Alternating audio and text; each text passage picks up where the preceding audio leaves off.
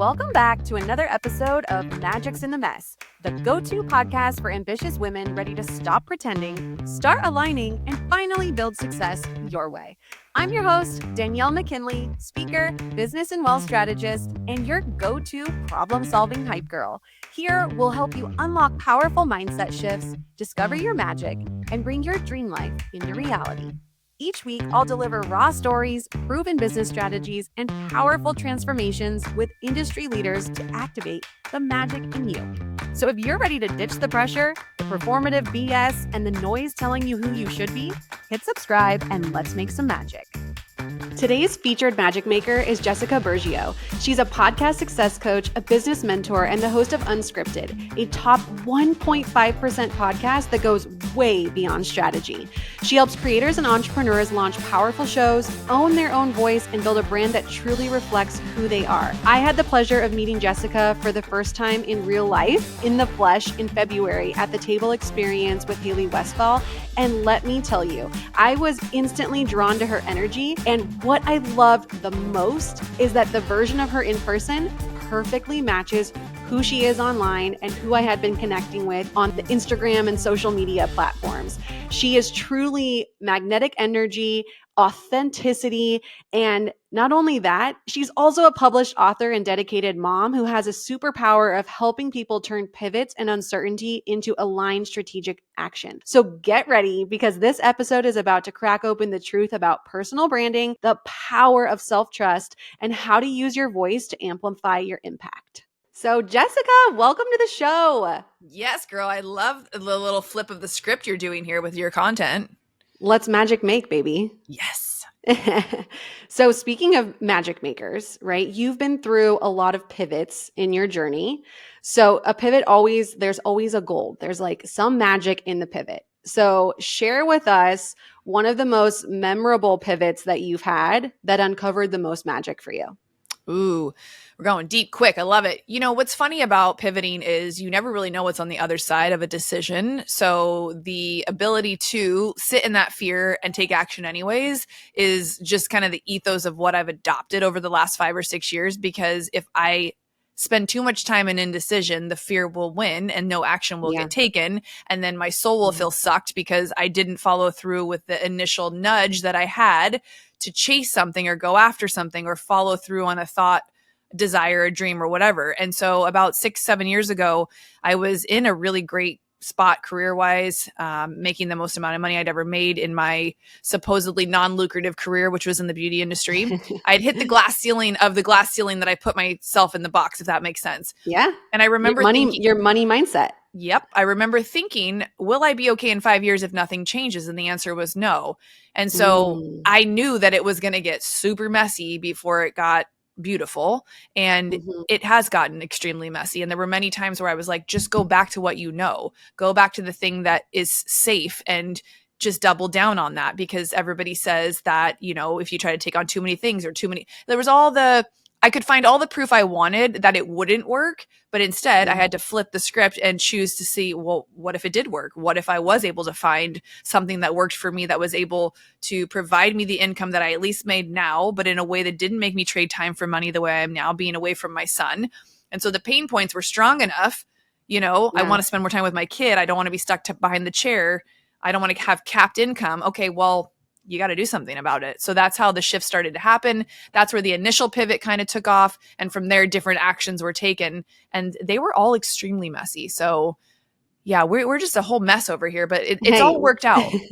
We're all a mess. That's the magic of it all, is that so much beauty comes out of the messy moments. But I think sometimes what people struggle with is in the mess, they don't see the opportunity. So especially like as entrepreneurs, there's like the beginning stage where everybody's like rooting for you. Oh my God, great idea. I love the name. Yeah, that's so cool. Everyone's going to love it. And then you're in the middle. You're in the building phase. You're in the part where it gets hard. You hit roadblocks, you flop. And then once you win, everyone's cheering for you again. So in the middle is where people quit, right? So you just said that you kept going, even questioning like, hey, I should go back to the thing that I know. Can you remember distinctly what prevented you from doing that? Or like a moment in time when you were there? Sure. I mean, The ego, for one, served a greater purpose to help me stay in the decision I had claimed that I was making, because I Yeah. didn't want to look like somebody who quit on themselves. And I think because as a mom, you want to set a good example that you can get through the hard stuff. I mean, having children is a perfect example of the messy middle, right? It's all exciting to get pregnant, and then, the baby comes and you're like, oh shit. And the middle is a really long time with children. Like the middle is from like birth to like, I don't know, 11 or 12. It's Yeah. just now I'm in becoming, the middle. yeah, mine's almost 14. So it's wild when we think about business having to be any less painful than motherhood or being a parent. It's like, would you give a new business 14 years? I mean, most people would be like, absolutely not. 6 months, Right. or if I can't make it in 6 months or 2 years, like it's not worth it. It's wild, the mindset that the middle that you're talking about, people we find proof for whatever we want, right? So for me, the middle's been a couple of years, and it's been a few years trying things on to see how they fit, because I had a coach or a mentor or an example of what I thought might work for me. And I had to go and take action and try that thing multiple times to see, okay, is that going to give me the same results and success and fulfillment as it's giving that person that it seems it's giving? And unfortunately, often it's not the same, because we might not have a very clear understanding of what our goal entails. We might just see the shiny end result and what that end result is producing, whether that's fame or money or a said like stature in business. But are you willing to do all of the things in between that's going to take you to get there? Like, at what cost are you willing to trade things out for? And so many times, like, the cost outweighed the benefit of what I thought the goal was going to bring me. And so I had to redirect or think of ways that I could do it differently. And when there isn't a very clear path, entrepreneurship is frustrating for a lot of people who like certainty and who like structure. There is so much, like you said, opportunities and different challenges that you could literally recreate the wheel 5 million times. Yeah. Because anything is possible as an entrepreneur. When you have a corporate job, you are getting paid for a specific results-driven type of career and job. You have a checklist. Yep. And if you do not do those things to a certain level, you get let go, fired, or put on like a plan. In the entrepreneurship space, you can literally be like, oh, that didn't work out. It's fine. That's cute. I'm gonna pivot. I'm gonna do something different. Yep. And so we give ourselves these cute quits and these outs and these excuses as to why we won't stay in that messy middle. I think back when I was a bodybuilder. The middle was the hardest part, because I hadn't fully embodied the habits that it was going to take to actually get to the point of stepping on stage, feeling like I did everything that was like within reason for me to do to get onto that stage. That's why we would have like 14 or 17-week preps. That seems like an eternity when you're in the middle of it. When you think about a 17-week prep now, it's like, it's only a couple weeks. Like, what's the big deal? Well, you're literally changing everything about how you show up at the gym, how you're eating, how you're moving, how you're sleeping. Like, it literally affects every part of your life. But for some reason in entrepreneurship, we think we can like compartmentalize different things and that they're not going to affect everything else. And that's where you might be on a streak with the business side of things, but the messy middle might actually be your neglected husband who doesn't understand, because maybe he's in corporate and you've got some crazy entrepreneur mind. I'm talking about myself here. And the messy middle is him not understanding your vision, because you can't even articulate it to yourself. You just know you got to take the action to get to the next, to the next, to the next. And that's hard to like kind of articulate and bring people with you. So sometimes you lose people along the way, and then that gets messy. So, I got a lot of like tangent points I could go on that messy middle, because it's no joke and it's not for the weak. And that's why they talk about entrepreneurship being one of the hardest choices that you'll ever make if that's the path you choose. 100%. There's a couple of things that you said that I really want to highlight. And one of them is that, as an entrepreneur, we can choose to pivot. We can reinvent the wheel, right? So I'm sure there was many moments just now where listeners are like nodding their head. You have those aha moments where you're like, oh, that's me, right? So what I want to make clear is I want you to ask yourself, if you did that while she was just answering that last question, really be honest with yourself. Are you pivoting because you don't want to deal with the messy middle, or is it because it's really not aligned for what your big goal is? Because I think that happens a lot too. Yeah. And then another thing you said was about moms, right? Being a mom and how like the messy middle is from like birth to 11. So one of the things that I love about being a mom, and I tie this to being an entrepreneur a lot, is that there's no playbook, there's no training, there's no one to call, and someone's life is at stake. So it's like the ultimate test of like, you just figure it the fuck out, right? And we do that. So That's why I think a lot of moms are such great entrepreneurs, because that is like a forced messy middle that you can't exit. Yep. You can't just switch it up and change. So I love that. Those were great examples. And it's really evident that you have mastered the art of self-trust. So could you give us some tips on maybe someone who's struggling with that? Some ways that you cultivated that within yourself that they could take home and start to implement? Yeah, it really had to start with me at home and the way I talked to myself and the way that I did the things I said I was going to do, that nobody else cared about, that nobody else was giving me high fives or awards for. And that often looked like going to the gym when I said I was going to, not snacking when I said I wasn't going to do that, not drinking when I said I didn't feel good every day when I'd have that glass of wine at night. You know, where could I build the self-trust that didn't really require like, you know, any sort of financial investment or really time? You know, not drinking that glass of wine wasn't costing me anything. It was actually saving me money. Going to the gym was actually giving me more time on my life and giving me more energy throughout the day. And so as I started to build up these rituals and habits, it started to require me waking up earlier. People ask me all the time, how do you get up at 4:30? I'm like, I go to bed by 9 or 9:30 majority of the week. That's simply the math that I have to do. Oh my God, I could never. How do you do that? You just do it. You do it until it becomes easy. And while that sounds like simple, you know, advice, it's really about the respect that you have for yourself, that you're going to do what you say you're going to do. If you ever want to consider yourself a leader or somebody that somebody else is going to want to seek advice from or anything, they want to see your receipts. You and I talked about that before, about a mentor or coach. And I made a post on social media where I was kind of quote unquote showing off my receipts with my muscles the other morning at the gym. And I recorded the video for myself initially. And then I'm like, I want to post it because to me, it speaks about how I handle a lot of things in my life and the receipts I have. Thank you for that analogy, to show the work that I've put in, because often people want to know that they can trust that you're going to help them get where they want to go. If you're in the coaching space or if you're in the mentorship or you have a podcast, it's not that you have to be an expert at something or the best of the best, but you have to have proof that you've put some skin in the game at some form or fashion. And that takes time, and that takes, you know, a deeper level of self-trust, because once you trust yourself, you can trust that you'll be able to help other people get to that goal. And so when I was a personal trainer, even years ago, it's the same thing. I couldn't be an overweight, slothy, tired trainer. Nobody would have looked at me and thought, oh, she's so inspirational, aspirational, and looks like she knows what she's doing. It's like the curtains don't match the drapes or whatever that saying is. Just like as a hairdresser, my fellow stylists back in the day when I worked in the salon would come in with no makeup on, their hair not done. And I'm like, you have to represent whatever it is that you're portraying that you're good at. Makeup artists would show up on set with no makeup on. I'm like, that's the one freaking thing that you should have put on this morning. That's it. Makeup only. You know what I mean? Like, it was wild to me how people ran their businesses. And I always thought like I wasn't special, but I was like, it's the little things, the quote unquote non-scalable things that set you apart in business and in entrepreneurship. It's not the big, massive needle like things. It's the little things that make the biggest difference. The consistency, right? Being consistent. And I think that I agree with you. I reevaluated my relationship with alcohol, and I've spent like you a lot of time developing self-trust. And it starts with small things, showing up for yourself, sticking to the commitments that you made, like you said.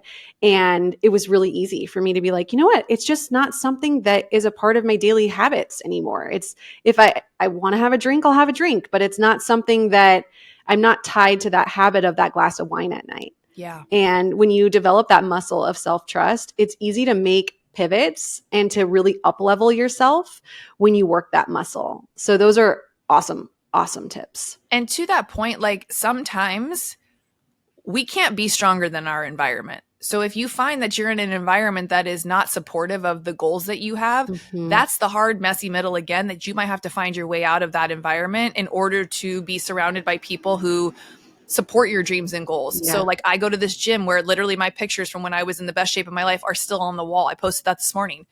That is a supportive community. They're excited when I'm there. Even the guy at the front desk is like, oh, 5 days in a row, Jess. I was like, hell yeah. I wasn't counting, but like, thanks for that little head nod. It's little things like that that drive my whole day. And I think The salon I worked at once ended up not being supportive after many years. It wasn't where I could be my best self. And so that was hard to leave after 9.5 years. So there's a variety of different things that sometimes we don't see, like that change will give us so much freedom to build up that self-trust and that ability to kind of show up for ourselves the way we really want to. Yeah. So like another element to it is kind of auditing like what's happening. Cause sometimes you're just going through like, especially if you're going through a hard time, you're just going through the motions and you're not even realizing like how bad shit is. So even just kind of doing a little audit of being like, is there stuff in my environment on a daily basis that's not rooting for me or not supporting me or not in alignment? And then start with the tips. I love that. And oh my gosh, I saw your video and that's so cool. I love it. I'm like, I want to go to that gym. Seriously. I want to get my picture up there. Well, I just am like, well, it was possible once. Like if you did it once or twice, you could probably do it again if that's your goal. You know what I mean? But it just reminds me of a time where I was so deeply dedicated to something. And yes, I did actually win a trophy, but like nobody else cared. And a majority of people in my life, I was quote unquote making them feel bad because they were like, can't you just have a drink? Can't you just have one cookie? And I'm like, I can have whatever I want when I'm done with this, and please eat the burger. Why are you feeling triggered that I'm not eating right now? But it's like, it's so weird how sometimes when you adopt healthy habits or, you start to make moves on something, how it really affects other people. And if you are a caring person, people love to label people pleasers as a bad thing, but it's what built my whole career.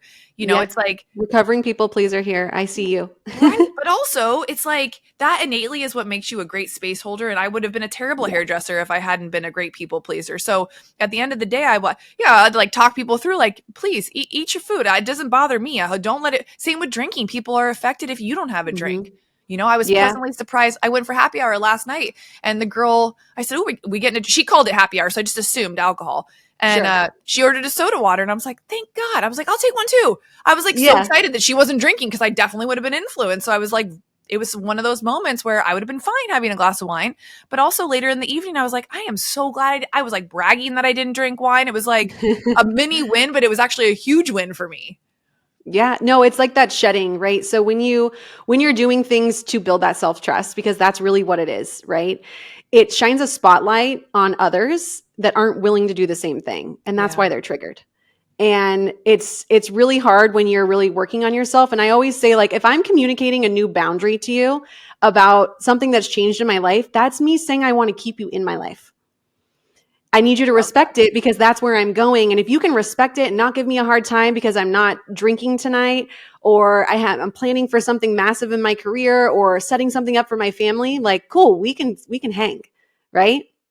So I feel like that's another great tip is like, if you really love the people around you, if they're working on themselves, cheer them on. Yes. And be supportive. And if people are communicating boundaries to you, that's them being like, hey, I love you and I want to keep you here. Right. So your like the gym example is perfect because it's receipts, right? It's receipts of you being dedicated, you proving that you're somebody who's developed that trust in yourself. And where you're kind of at today is in the podcasting world. And I want to talk about that. So you have a 1.5% podcast, Unscripted. Incredible. So give us the juice. Like, talk to us. There's so many people that are like, how do I start a podcast? How do I do this? First of all, this is your girl. So get your pen and paper out because she's going to drop some gold. You guys, listen, if you think you didn't need Instagram 15 years ago or however long, my kid's he's almost 14. I think I started my Instagram account when he was a baby. So, or maybe right before. Podcasting is going to be the same in 15 years. You're going to kick yourself that you didn't start one because this content is something that you own, unlike all these social media platforms. And the fact that you can make one piece of content out of a podcast and turn it into at minimum 5 other pieces of content. I create quote posts from this. I create the copy that goes under my posts on social media. I create reel clips out of this. I can take the transcriptions and turn it into a blog post and a newsletter. I can chop it up and figure out with Chat GPT how to make 3 other spin-off episodes from the content I talked about. Because like right now we're talking about 15 different things. The ability we have to create massive value through our voice and our experiences is unlike a time that there's ever been. So maybe you're not an entrepreneur. Maybe you're still in corporate and you have a solid job and you love what you do, but you have a lot of experience and you're a real person with real feelings. And maybe you love living the non-toxic, crunchy granola woo life and you want to talk about that, but you're like, well, I'm not going to sell coaching on. I'm not going to be a business. Like, what would be the point of that? It's like being an artist or drawing or writing in your free time. Remember when you used to go to pottery classes? You didn't think about, well, why would I go have fun doing pottery if I'm not going to turn this into a business? We've lost the joy of just having like hobbies or creative outlets. And so someone who's a former hairdresser, I literally created art with my hands and painted people's faces. I knew that I had to be in something else that was creative and had some expressive freedom with it. And so podcasting has gifted me that, in a sense of like, I talk this much behind the chair all day long with client after client after client. Yeah. I've heard every freaking story you could ever, like, I would be the first to know I about. always say hairdressers are straight up therapists. Like, you're a Straight up. therapist, you just don't have a license. Yeah. I literally almost changed my podcast to be called the Unlicensed Therapist, because I was like, I literally have 25 years in the business. I'm untrained, but like, I probably know more about how to hold space than the majority of people who have gone through traditional school. And so the podcast platform is very much like entrepreneurship land. There are no rules. There are best practices. There are amazing ways to be strategic with it, but it's also a very fun, creative outlet that you don't have to take too seriously, or you can take it as high level serious as you want. You know, I was listening to the Yap podcast with Hala this morning, the young and profitable. The guest that she had on was so profound and like moved me to tears several times. And I was like, I looked up the podcast by the name for the business stuff that I'm seeking guidance for right now. I know I'm in a space right now where I need mentorship and guidance, but I don't want to join a container that feels like it's really like one-sided. I want to seek out podcasts and mentorships where I can learn from people's stories. I love a good storyteller. So I'm always looking for a podcaster who can tell a good story. And the way you get good at good storytelling is by practicing. The way you get good at being a great interviewer or a guest even on a show is by practicing. And I mean, don't get it twisted. I really thought I was going to go like straight across, be really great at hair and then be really great at podcasting. No, I knew nothing about tech. I knew nothing about getting started. I knew nothing about SEO really. I knew nothing about how to properly host and do all that. I said like all the time, all the time. I was constantly messing up, but you know how I got better? Put the reps in, just like you said. Yeah. And so you got to get the at-bats. I started talking more about how much fun I was having with my podcast and how I felt like the podcast had essentially given me not back my voice, but I'd kind of found more of who I was through getting to just talk on a microphone, have deeper conversations with guests on the show that were bringing in perspectives from their life that I hadn't had an opportunity to have or be recorded, right? I'd probably had thousands and thousands of amazing conversations with my clients, but they were never recorded. So I couldn't listen to them back. I couldn't really be present with that conversation because it was noisy or whatever in the salon, or it didn't get to continue.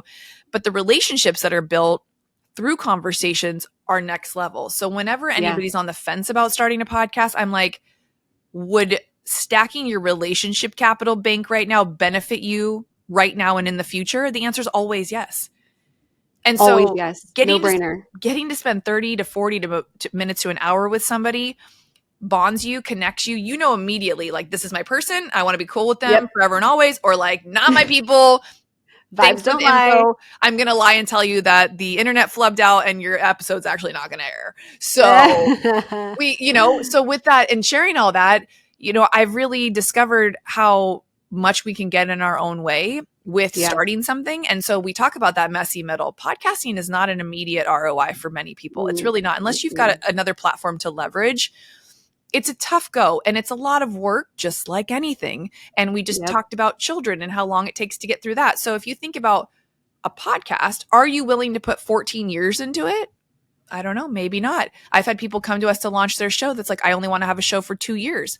I'm like, great, let's get strategic about what you're going to put out. Are we doing seasons? Like, there's so much intentionality that you can do with creating content so that you feel like there's a mission and a structure. You have to create your own systems within the podcast space so that you're very clear on what your expectation is for what you're giving, because everything's a transaction. It's got to feel good to both people, the people listening, yourself, maybe your team or whoever's producing the show for you. And I just learned that I really love helping people get the foundations of things down. It was what I was good at in the salon, foundations to haircutting, hairdressing.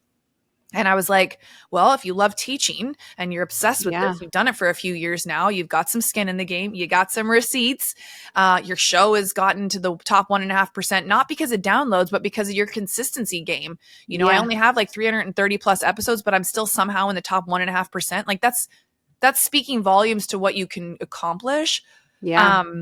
without thinking proof it's possible. Yeah, but without thinking that you need to have millions of followers or millions of downloads. You know, I've sold out my masterminds and my retreats with not even a landing page or a true launch because of the show.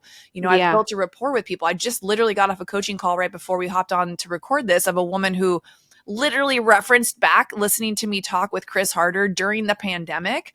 On some of the lives he used to do while we were in lockdown. And during that time is when I started my podcast. And she's been in the beauty industry. And guess what she wants to do now?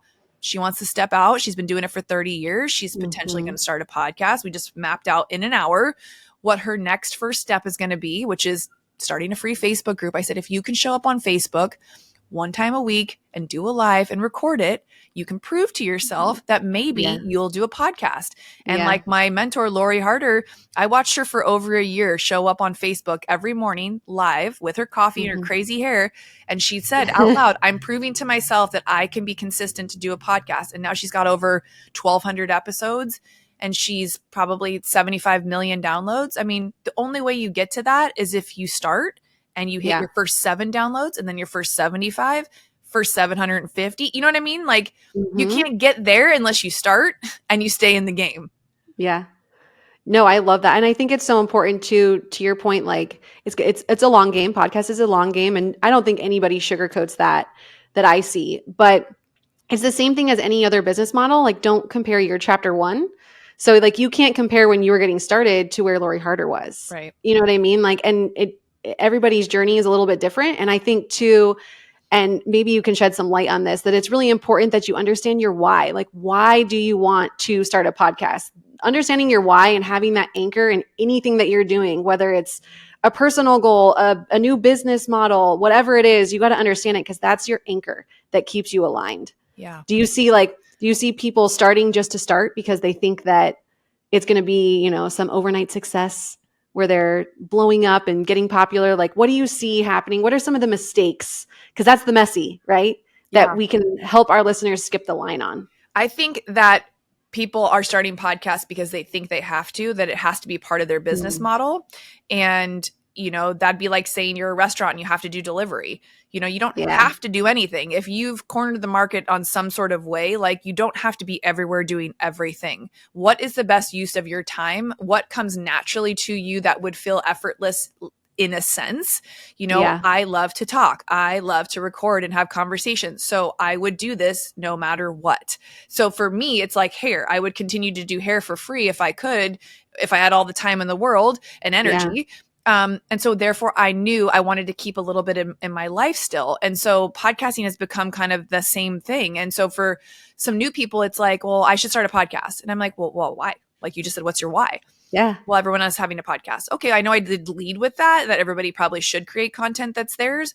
But if it's not innately something you enjoy doing, imagine when it does get sticky and hard and expensive, or you don't see the results you think you want to have. You know, I've helped a few people start podcasts that were kind of in that boat. And through the support that I was able to give them and their willingness to stay doing it and in the game, even when they didn't have certainty of where it was going to go, brought forth opportunities like book deals or them to finally have clarity of how they could translate their corporate into the podcast, into what their life was like, so that the podcast didn't have to be a niche. They got to fully be themselves on the show while attracting an audience that loved them, that then opened up opportunities for their community now to tell them what they would want from them. So it's like a reverse business model almost, if you will. And so when you create thoughtful content or conversations around something you're passionate about, it's easy to show up. And that's where I think a lot of people mistake alignment for feeling easy. It's like, no, you can be aligned and it still be a little bit hard. And there's nothing wrong with things being hard. And you can be really good at something and it still be hard. And so I think with that being said, like the mistakes would be starting just to start. So when I started my podcast, I wanted it live in studio, and I knew the statistics were that most people didn't make it past episode 20. So I recorded 25 episodes before I even launched my show, just because I'm like a prove it to them type of girl. I'm like, I'll show you, right? Kind of like Mel Robbins let them. I was more like, I'll show you. And that served me for a while. My little ego was like, I'm not going to be a loser starter podcaster girl. I'm going to like drop 10 No episodes. matter what, I made it past the average, no matter what happens. There you go. So I'm slightly above average. And I think those little things that I did, I was like, okay, instead of 1 episode, I'm going to do 2. And then I was like, I'm going to do 3 a week, because I was so fired up when I was having these conversations with guests. I would get off and just record a solo. And I'm like, well, now I've got 3 in the bank. What if we just dropped all of them this week? And then sometimes I'll have 2 that I record back to back. Then I'm like, oh, they're both dropping tomorrow. Like, just drop them. So it's like, again, with the no structure, but structured. That's what I think pushed the show. Plus becoming a good marketer. People in the beauty industry love to say they're not salesy. They hate sales. Marketing makes them cringe. Like, all the things. I watched it. It's such a fucked up money mindset thing that happens in the industry. But I reframed that, and I did a lot of self-trust. Like, you have something good to share. Talk about it. It's just sharing. And so once I mastered talking on camera for social media, like sharing the podcast started to grow, asking people to support me. Hey, would you please leave a review? Like, I just got off that coaching call. She paid me at the end of it. She was so lit up. She was thanking me. I said, would you mind recording a video real quick and post it on social? I'll reshare it. She's like, absolutely. I don't know if she will, but like, it's like going in for the ask. There's nothing, the answer's always no if you don't ask. Yep. And the answer's always, you know, you're going to have 0 downloads if you don't start your show. And if you don't at least try and see if you like it, you'll never know. So if anybody's on the fence, the mistake would be to not freaking try and put yourself put your name in the hat. And like you referenced, Lori, there was a time when I was comparing myself, of course, but I did realize quickly, I'm never going to catch up. So I either get in the game and be cool with where I'm at and do my own thing and just see her as a role model and a leader in the space. But also then you watch people that you admire and you put on these pedestals, not her specifically, and you're like, I don't really like how they're doing that. I'm going to do it this way. What if I changed it and added that? Like, it's just, you use it as fuel and as like a point of, you know, that reference, but then it's a space to really make your own, which is, to me, that's freedom based. So that's why I'm an entrepreneur, is for that freedom. And that's the thing, is that I think that the big takeaway there is there's not one way to do the podcast. Do the podcast in a way that feels good for you. And if you have a story to tell, share it. Because if there's anything I've learned in my journey in business, is people connect with your story. That's why I named this podcast Magic in the Mess, because that's your story and that's where your magic is born. And I love that I love what you said too, of don't just start to start because you think you have to. And if that's how you're feeling, sit with that and go, what's my why? Like, what story do I want to say? And I love the tip that you gave. I almost wish I would have done this, just to like go back and watch them, of start a Facebook group, go live every day and prove to yourself that you're capable of getting on a camera. Because some people, they see the camera and they're like, oh, they freeze. And they're like, you talk to them offline and you're just having a chat just like this. And then you put the camera on and you're like, whoa, you're a whole new person. What happened?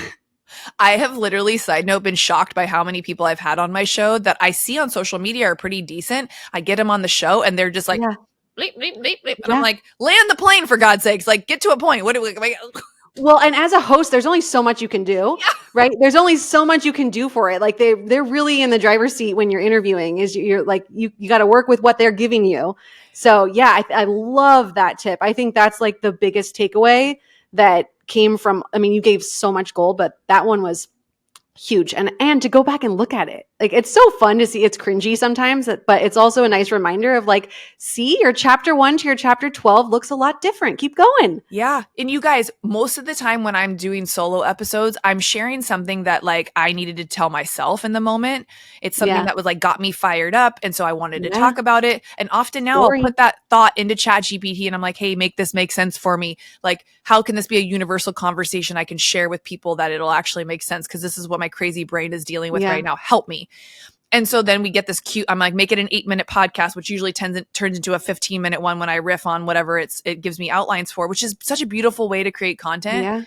But I listen to my own episodes back now and I get so fired up when I hear them and I feel so proud of myself that they sound so structured and beautiful, and that there's, you know, my intro and outro is so powerful, and it's like, I love what I've created. And so to be able to be your own biggest fan, I mean, talk about self-trust and talk about growth.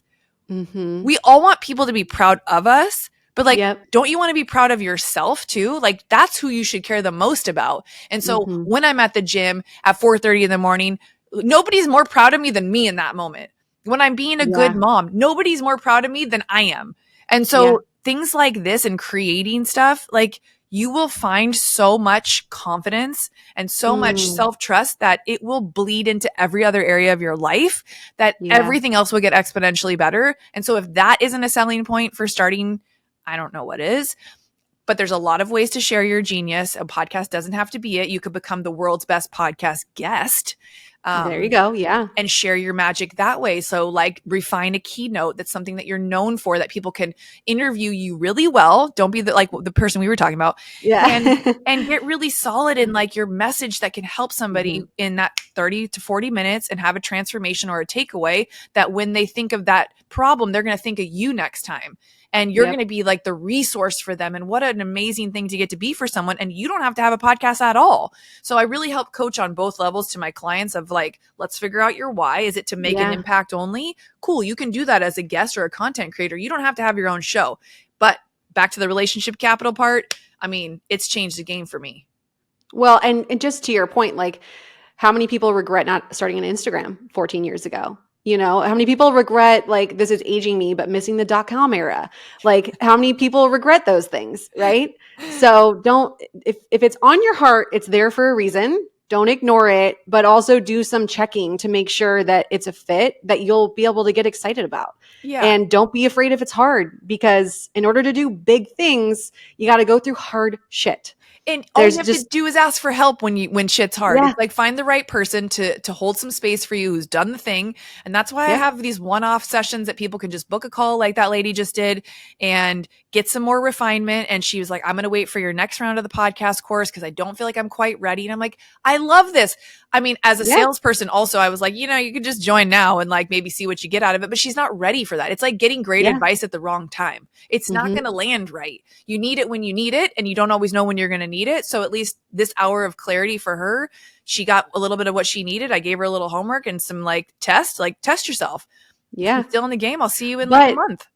That's you going back to your authentic self. So it goes back to what you were saying earlier, is that when we're our biggest cheerleader, we aren't attached to things because we're naturally proud of ourselves. So somebody who's in scarcity mindset or, oh shit, like they're going to force that close, and then they're doing you and the person a disservice. 100. So because you have that self-trust and you're in that authentic, like you found your authentic self, you're able to just genuinely help people. And those are the type of coaches you want to find, people. That's what you're looking for. Yeah. Do you know what kind of energy this woman's going to have if she actually goes through with these Facebook Lives and starts this group in 8 weeks when this course relaunches? She's going to be like the leader in the group of she's going to be so fired up that she's going to bring like that. She'll probably coach the whole group for me. You know what I mean? Like you want to build people. And that's why having a podcast meets people where they're at, because with 300 plus episodes, there's something for everybody in my world. And I'm not ever someone to tell somebody when they're ready for something. That's not what a coach or a mentor should do. They shouldn't convince 100%. You of spending money or doing something if you're not really aligned in the time to do that. But if you provide opportunities for them to learn from you, grow with you, be in your world, buy from you at certain levels, like then it's a constant invitation of like, take what you need, leave what you don't. And for me, that feels very, again, freedom-based and aligned for me. I mean, everybody runs their business differently, but ethically, like I need to know that you're in the right space for it. No, she is. And I can't wait for the updates because she's going to be your trailblazer. And those are the best clients.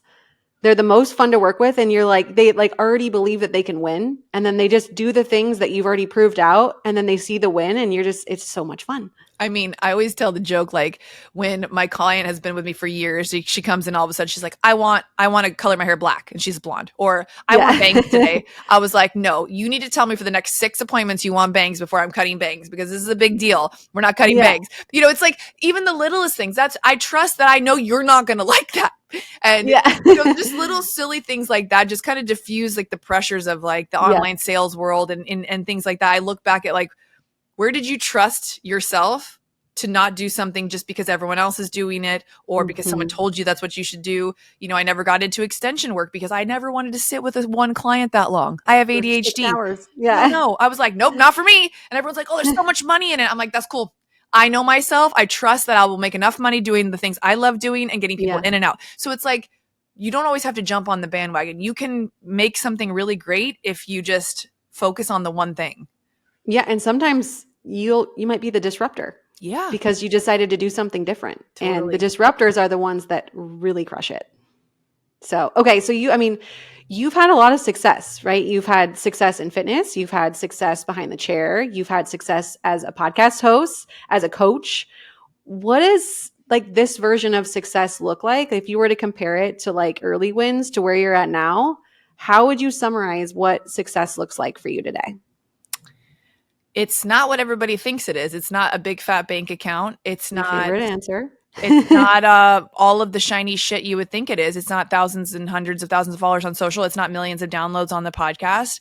It's what we've been talking about throughout this whole podcast. It's the Aw. self-trust and the confidence that's been built to know Mhm. that like I really can do whatever I say I'm going to do. I can see something through, and I know I can literally make money doing anything that I'm lit up about. So if I can find the passion and the purpose behind whatever it is I get excited about, I know I'm going to win. If I don't truly feel lit up by something, it's not for me. And so I think being able to discern between things in life, is that an opportunity or is that a distraction?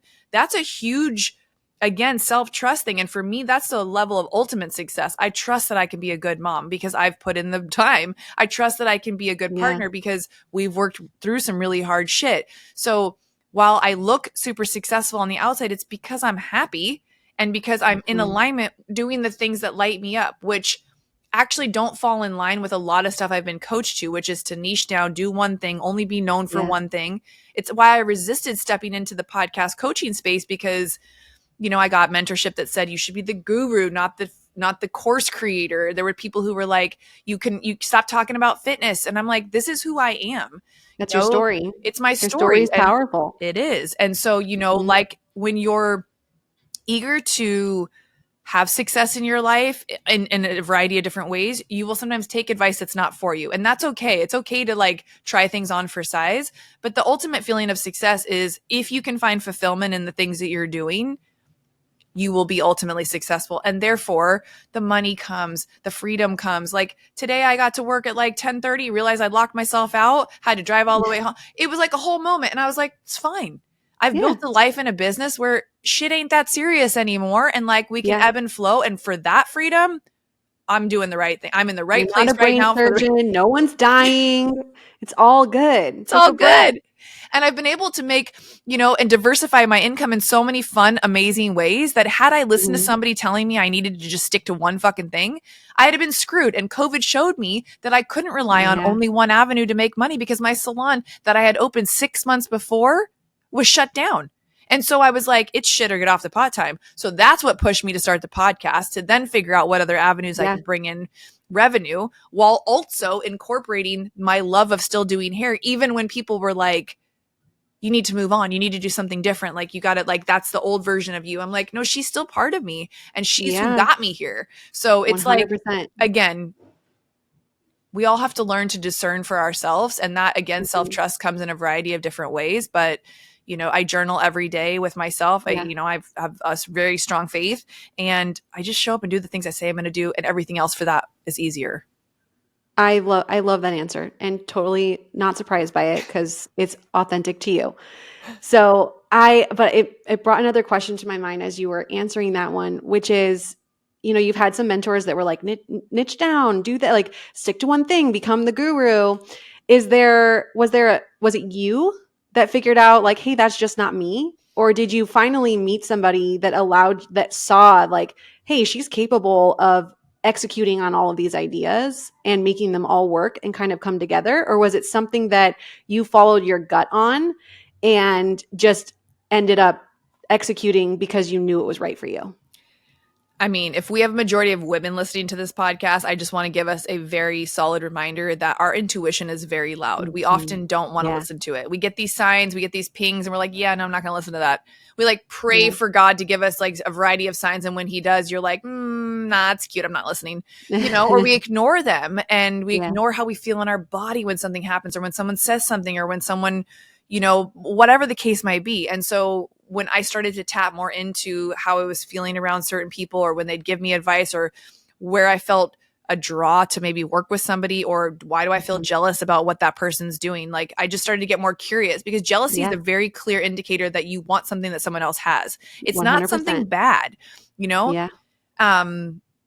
And so I think for me, just really exploring all those things. I did a spiritual mentorship about a year ago with a coach who was amazing. That was 6 months that really there was no clear quote unquote ROI, what I was going to get from it. And she helped me to stop seeking validation and stop being so reliant on how what I was doing was being reciprocated. Do people like this? Do they not? I was like making every move based on how other people were reacting to the content, to offers I was putting out, you know, and like most things, people are like, I don't know you for that, so I'm not probably going to buy it from you yet. When I launched my first course, people didn't know me as a coach. They just knew me as a salon owner, but they probably didn't really know me because I didn't do any social media when I built my first original business, right? It was all referral based. I was real late in that game. And so I had to reinvent myself and start creating a persona that people could know and trust. They didn't even have to like me. They're like, either she's my vibe or she's not. And then once I started putting out products, I had to figure out, is that actually what I want to be doing? Do I like coaching like this? Do I want to, you know what I mean? So all of that helped define like kind of where I ended up. But at the end of the day, you know, it's one of those things where the intuition hits tell you what you need to know. And so the time that I had someone telling me to totally niche down, I'm like, oh my God, you don't know me at all. That was like my first response probably is like, I could never.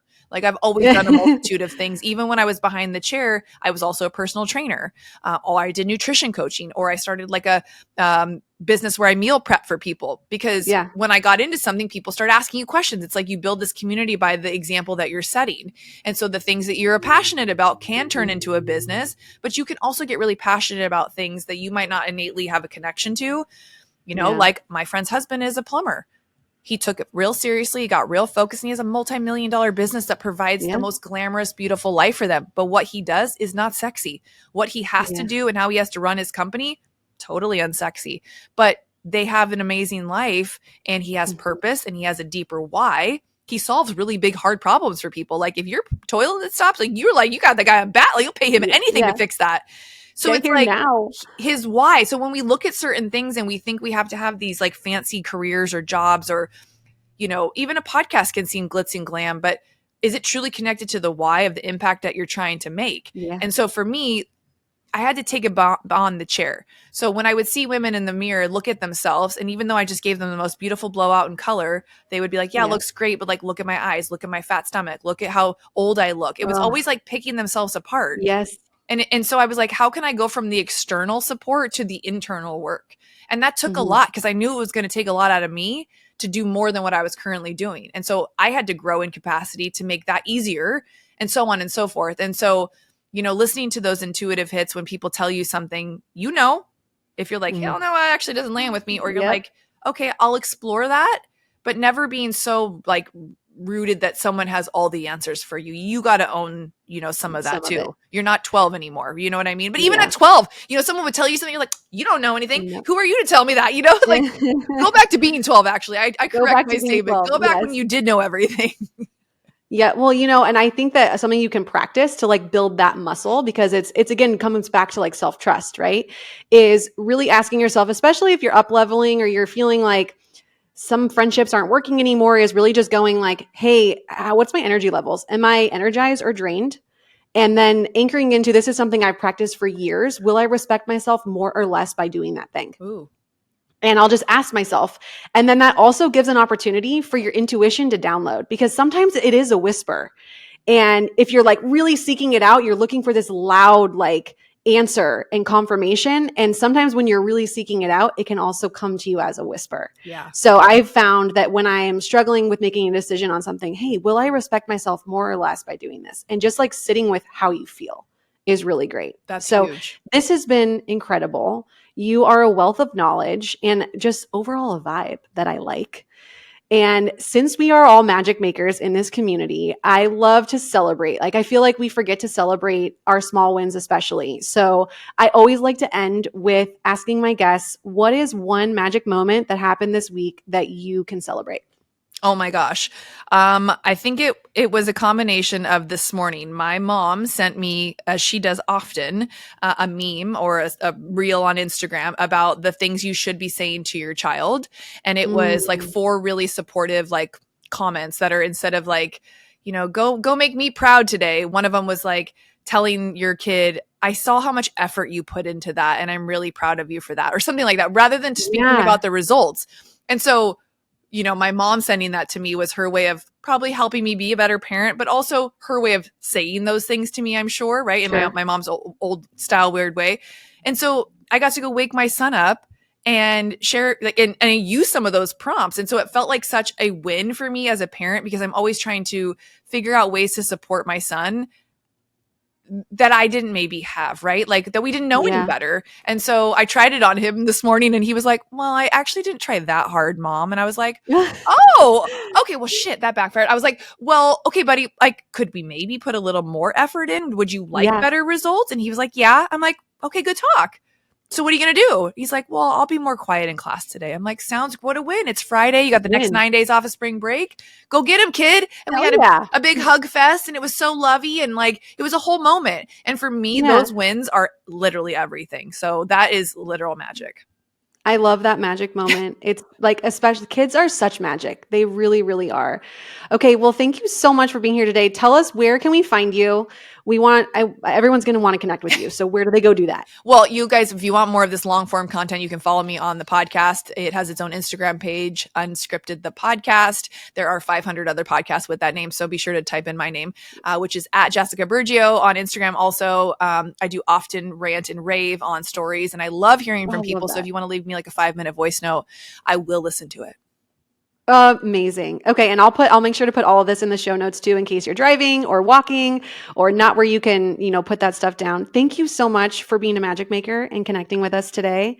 It was such a pleasure having you today. So much fun. And of course, if anyone wants to podcast like us, they can hit me up about the podcast course. Cause she is your girl. We would love to help you. And then we could be guests on your show too.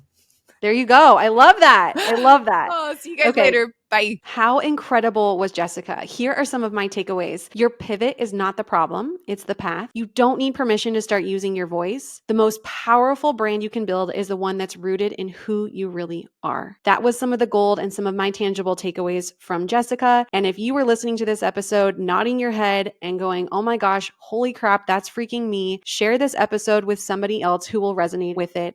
Like, follow, and subscribe to the podcast. And most importantly, if you're thinking about starting your own podcast, Jessica is your girl. Go check her out. Or if you really connected with her vibe and you want some help on the coaching front, don't sleep on it. Take action and go make magic, because you are here to do big things. Most importantly, have the best day. And thank you so much for tuning in.